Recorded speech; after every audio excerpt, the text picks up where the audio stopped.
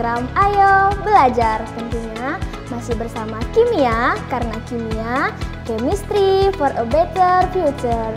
Nah teman-teman, masih seperti biasa, kali ini kita akan melakukan eksperimen sederhana terkait kimia. Tapi tentunya dengan nuansa yang berbeda. Nah biasanya teman-teman melihat eksperimen di ruangan, kali ini kita akan melakukan langsung di Fakultas MIPA Universitas Tanjung Pura. Tepatnya kita akan melakukan eksperimen di Laboratorium Kimia Fakultas MIPA Universitas Tanjung Pura. Nah, biar tidak berlama-lama lagi, yuk kita langsung menuju ke laboratoriumnya.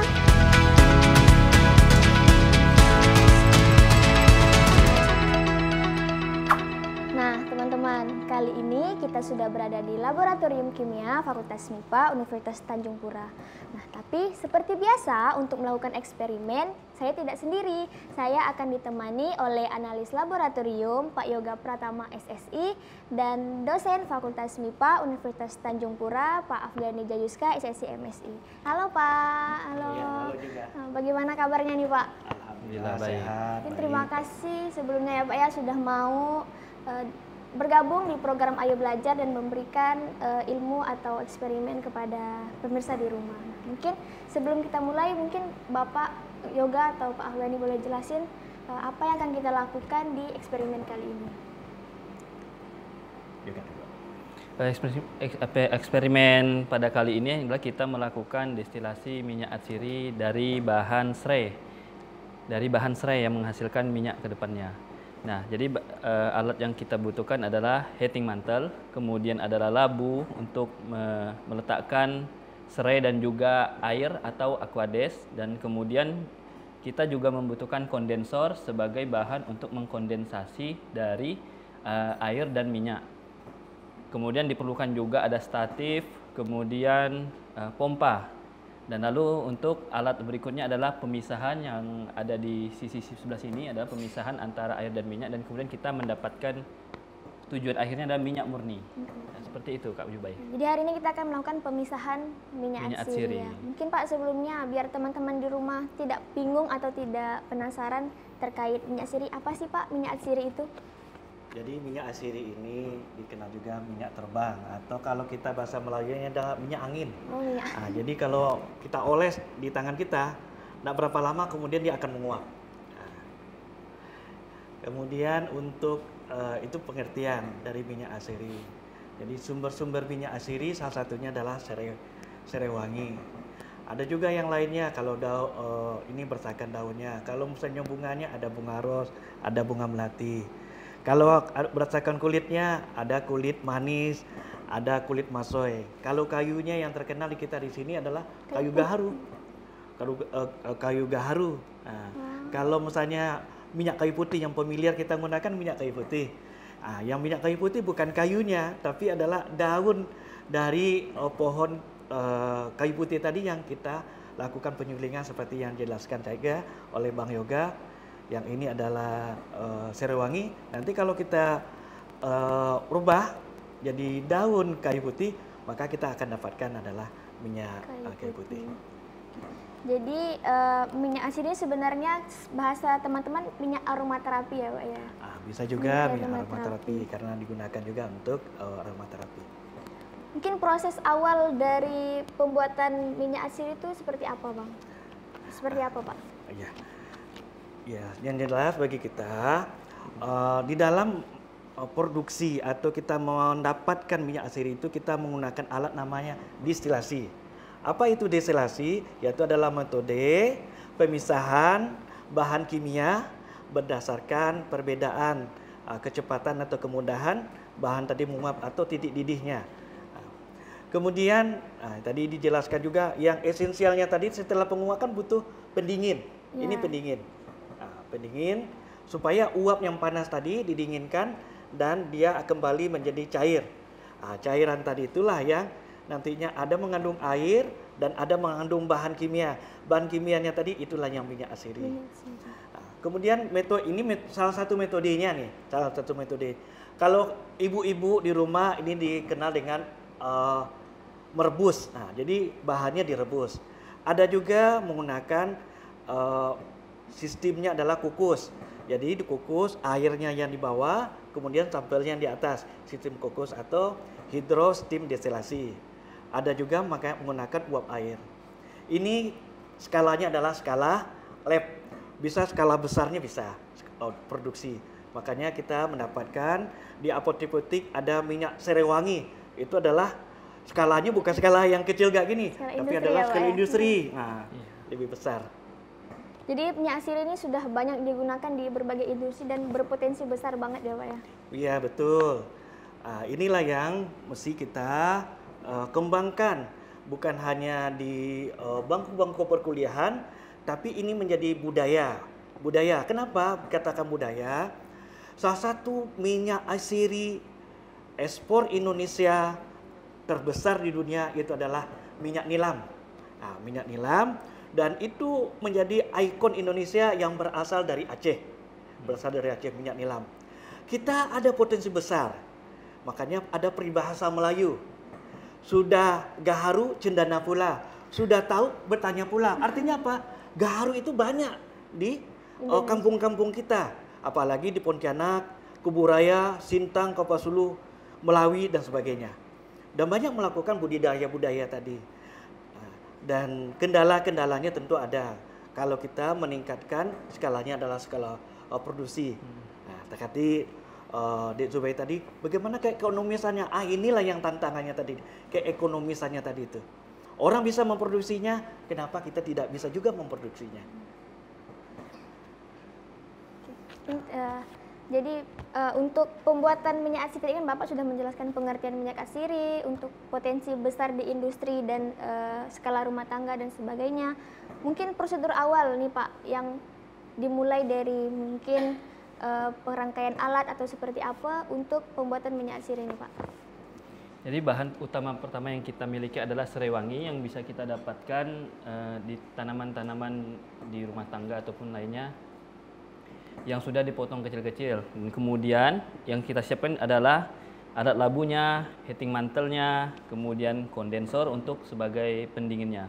Jadi ketika serai tadi dimasukkan ke dalam labu, kemudian kita tambahkan aquades atau air dan kita didihkan. Dan jangan lupa kita juga menyalakan pompa untuk proses pendinginan. Nah, air di sini yang harus kita butuhkan adalah air dalam kondisi dingin sebagai menguatkan proses kondensasi. Uap yang tadinya menguap ke atas kemudian dibawa ke dalam kondensor yang nantinya kemudian dari bentuk uap itu dicairkan sehingga nantinya mengalir dan tetes seperti ini.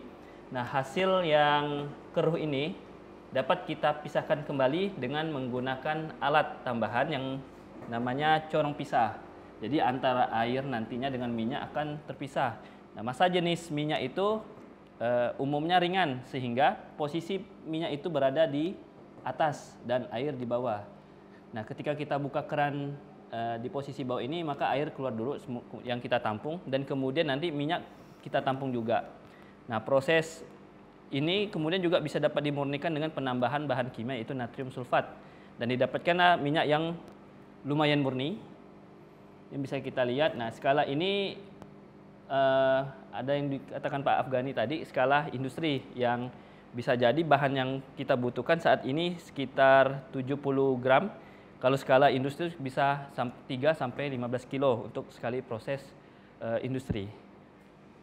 Berarti ini adalah proses dari skala laboratorium ya? Iya. Mungkin kan karena pemirsa mungkin pengen mencobanya di rumah nih Pak. Kira-kira dalam skala rumah tangga, apakah minyak asiri ini bisa dilakukan dan bahan dan alat yang digunakan tuh apa saja untuk mengganti dari skala laboratorium ini? Jadi sebenarnya ini udah jadi budaya kita. Salah satunya adalah bandi batangas. Bandi batangas tadi itu bagi wanita-wanita Melayu dan untuk sebagai aromaterapi dan membuang kotoran-kotoran pada kulit badan. Bandi batangas dan itu menggunakan ada serai wangi, ada nantinya adalah nilam dan bunga-bungaan. Jadi aromanya tadi itu enak. Kemudian cerah makanan. Ini kan itu ada untuk aroma makanan, ada aroma untuk parfum. Tadi yang pertama tadi itu mandi batangas itu adalah untuk parfumnya. Kalau untuk makanan kita yang terkenal tadi itu adalah bubur padas. Bubur padas itu yang membedakan bubur Padang dengan bubur Manado itu adalah daun kesum. Daun kesum itu memberikan aroma yang membuat kita berselera untuk makan lebih banyak. Nah, kemudian ada juga kalau waktu kita beribadah, bagi yang Muslim itu kita akan menggunakan parfum. Bagi budaya-budaya Arab itu salah satu parfumnya itu adalah gaharu. Nah, jadi banyak kegunaannya tadi. Jadi sebenarnya mungkin pemirsa atau teman-teman di rumah sudah sering melakukannya, cuman masih sangat kurang tentang pembuatannya Pak ya. Padahal teman-teman sudah sering melakukannya. Mungkin Pak dalam rentang waktu dalam pembuatan minyak asiri dalam destilasi ini, rentang waktu yang digunakan kira-kira berapa lama ya Pak? Jadi untuk skala lab seperti ini, untuk proses pendidihan, kemudian kondensasi dan mendapatkan ekstrak itu kurang lebih selama 30 menit sampai 2 jam. Tapi kalau untuk skala industri kita akan mendapatkan minyak optimal. Minyak optimal itu kita mendapatkan rendemen atau hasil yang lebih banyak itu sekitar 2 sampai 6 jam. Itu untuk skala industri yang bahannya digunakan bahan mentahnya sekitar 3 sampai 15 kilo. Jadi mungkin kalau teman-teman waktu yang dibutuhkan tuh tergantung seberapa banyak yang ingin teman-teman buat ya atau produksi. Jadi bahan mentahnya juga misalnya berapa banyak tergantung dengan teman-teman mau menghasilkan seberapa. Menghasilkan ingin mendapatkan minyak seberapa banyak. Jadi kalau untuk skala lab ya memang sedikit dapatnya sedikit sekali. Makanya bahannya tidak banyak ya Pak ya? Iya. Jadi tadi seperti yang Bapak jelaskan bahwa poin pertama dalam destilasi ini adalah penggunaan air dingin ya Pak ya. Jadi teman-teman kalau ingin menggunakan air biasa atau air panas itu tidak bisa. Tidak masalah. Boleh. Boleh. Dan bisa dilakukan. Bisa dilakukan. Tapi disarankan menggunakan air dingin. Ini karena kita sudah mulai proses destilasi ya Pak ya. Kita akan menunggu sampai minyaknya terbentuk dan nanti terbentuk minyak asiri Pak ya. Iya. Kita menunggu dan kemudian bisa dilihat tampilan di samping. Ini yang udah jadi ya Pak ya? Sudah jadi. Jadi wadah yang kita dapati ini kemudian nanti kita salin ke corong pisah. Nah, kita tunggu sekitar 10 menit, dia nanti akan terpisah dan terbentuklah minyak di lapisan atas, kemudian air di lapisan bawah. Nah, seperti itu untuk tahap berikutnya setelah kita menunggu ini. Oke, mungkin sambil menunggu proses ini selesai, mungkin kita jeda iklan dulu ya Pak ya, sampai menunggu proses destilasi ini berjalan. Mungkin untuk teman-teman di rumah tetap di program Ayo Belajar.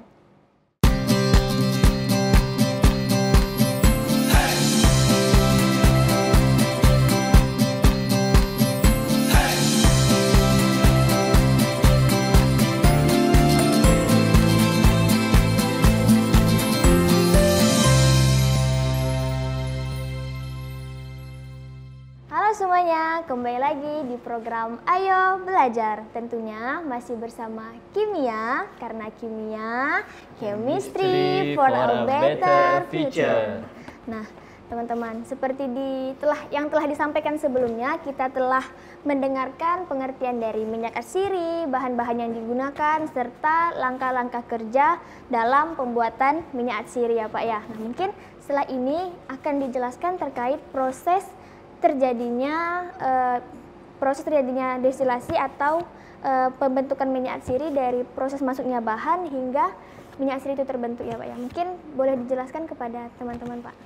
Jadi setelah kita mengetahui tadi penjelasan dari destilasi, yang kita butuhkan bahan saat ini adalah serai, di mana serai tadi itu kita masukkan ke dalam labu ini dengan membuka tutupnya, kemudian kita masukkan serai dan kemudian air. Nah, dari pencampuran itu kemudian kita panaskan alat, dan adanya interaksi antara air dan minyak serai itu mengakibatkan, dan panas itu akhirnya menguap, di mana yang uap itu bukan hanya air yang menguap, minyak yang komposisinya lebih ringan daripada air juga ikut menguap, dan kemudian uap tadi itu kita arahkan ke dalam corong ini. Nah, corong ini yang kita sambungkan dengan kondensor. Nah, dari fase gas minyak kemudian air tadi yang bentuknya gas, di dalam kondensor ini proses itu dicairkan dengan pendingin, di mana air ini kita kondisikan dingin. dengan air yang dingin yang selalu kita alirkan atau ditambahkan dengan air es atau batu es gitu. Gitu kalau kita mau bawa dalam skala rumahan. Nah, kemudian hasil tetesan ini adalah campuran dari minyak dan air yang berikutnya akan kita masukkan ke dalam corong pisah. Nah, corong pisah ini kita buka, kemudian ada katupnya. Dan kita ambil untuk melakukan proses pemisahan di dalam corong pisah.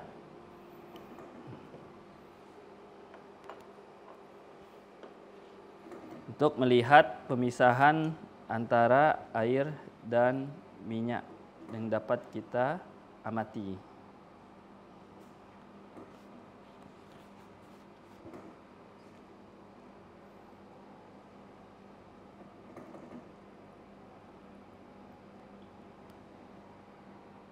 Nah, ini proses yang sudah kita lakukan kurang lebih selama setengah jam, di mana air yang didapat dari proses ini kurang lebih 100 mili. Beker.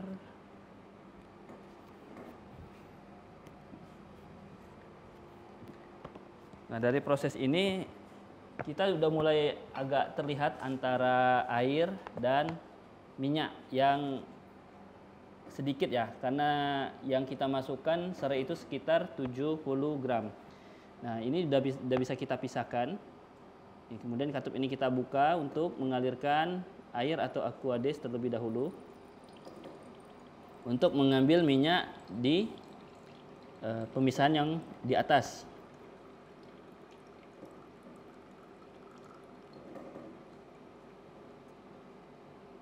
Oke, kita pisahkan.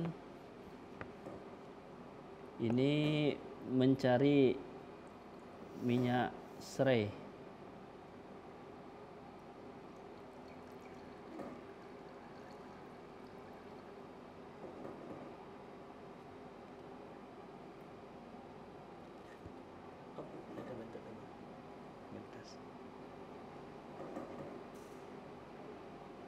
Ini harus hati-hati agar minyaknya juga tidak kebuang.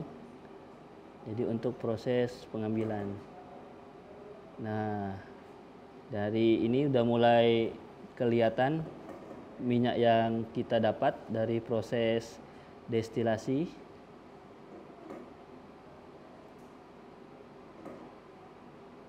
Iya, semakin terlihat.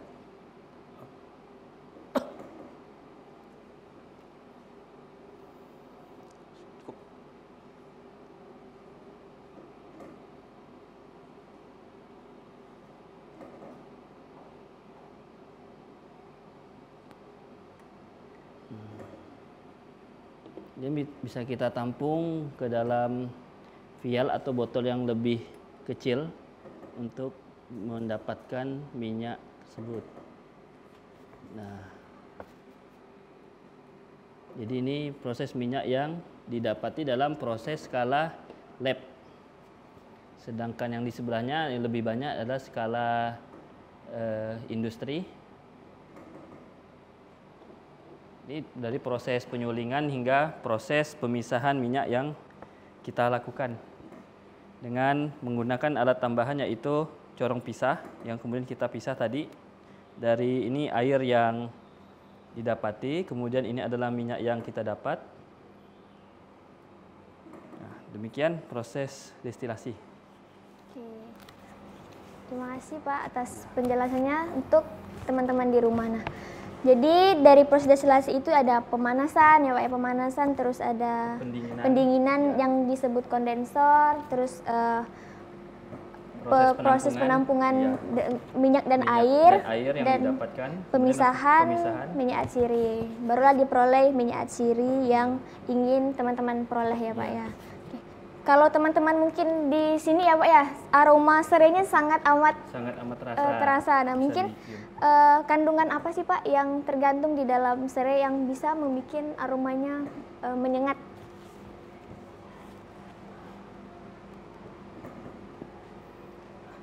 Jadi untuk kita mengetahui hasil sulingan tadi atau destilasi tadi, kita bisa mencium aromanya. mencium aromanya.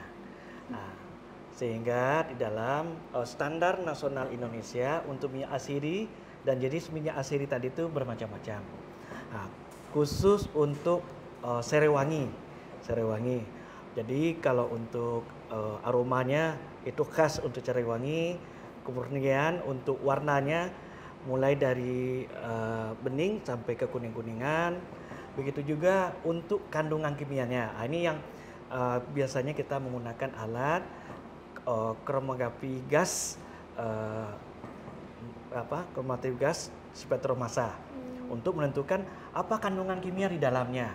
Nah, ada 3 kandungan kimia utama di dalamnya, ada citronellal, citronellol, dan geraniol. Yang bagi penanda ini itu adalah citronellal. Nah, berapa persen ketenalannya itu ada standarnya di SNI. Kemudian kimianya minyak asiri. Itu secara garis besar kandungannya itu ada 2, kelompok terpenoid dan kelompok vinipropan. Nah, terpenoid tadi itu ada monoterpen, ada sesquiterpen. Hanya 2 kelompok ini aja. Kemudian ada vinipropan. Contohnya apa? Contohnya ya untuk terpenoid tadi geraniol, citronellal, 1,8-senol yang ada di kayu putih. Kemudian untuk vinipropan yaitu minyak cengkeh, itu ada eugenol, ada isoeugenol. Dan isoeugenol ini bisa disintesis lebih lanjut menjadi vanilin untuk aroma makanan. Ini terkait penelitian atau eksperimen minyak asiri. Mungkin di kimianya sendiri Pak, eksperimen apa saja yang telah dilakukan di laboratorium kimia ini Pak? Oh, sangat banyak penelitian. Karena di jurusan kimia itu ada sekitar 26 dosen, ada 4 guru besar, ada Prof. Tamrin, ada Prof. Rizal, ada Prof. Risa, dan Prof. Rudiansa. Nah, tentu dari profesor-profesor atau guru besar yang ada di jurusan kimia mempunyai satu kepakaran. Contohnya Prof. Tamrin itu adalah untuk biodiesel. Sebelumnya telah memaparkan juga. Iya, sudah di episode sebelumnya. Kemudian ada Prof. Gus Rizal, itu adalah ahli untuk kimia gambut. Dan ada Prof. Risa, jadi untuk biokimia makanan. Kemudian ada Prof. Rudi, adalah kimia bahan alam.